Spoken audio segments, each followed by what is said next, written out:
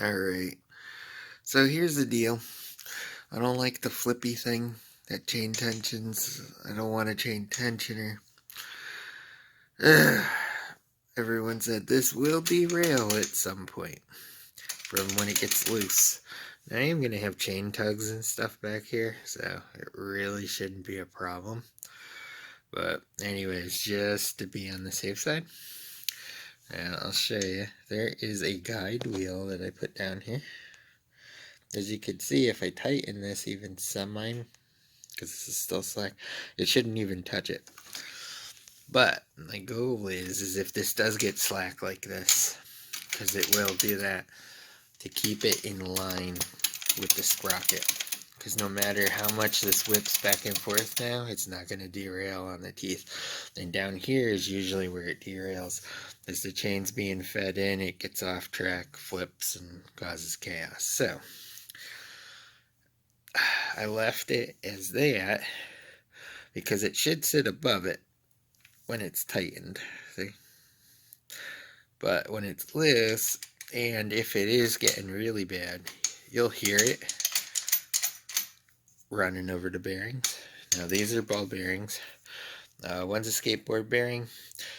I believe the difference between the two is one's 1/4 inch, which is a skateboard bearing thickness, and the other one's 3/8. So I don't know what that bearing is. I know they're like it's the one above it that everyone uses on like little scooters and stuff. So anyways, I use the kickstand bracket that they weld on. I'll never use that. I'm going to do the double one here.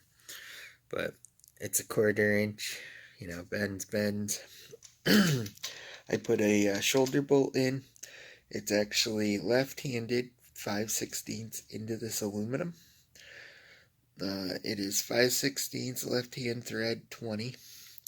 And then I put a washer on after that, and I have 1/4 28 after that right hand with a lock nut. So that way that shaft can't come out that's holding them. So then it's got 2 fender washers. So that is the scenario.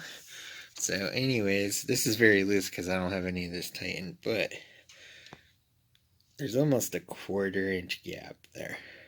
So if everything stays correct with a little bit of slack to it, it shouldn't even touch that for the most part. So anyways, I think that's going to be pretty decent.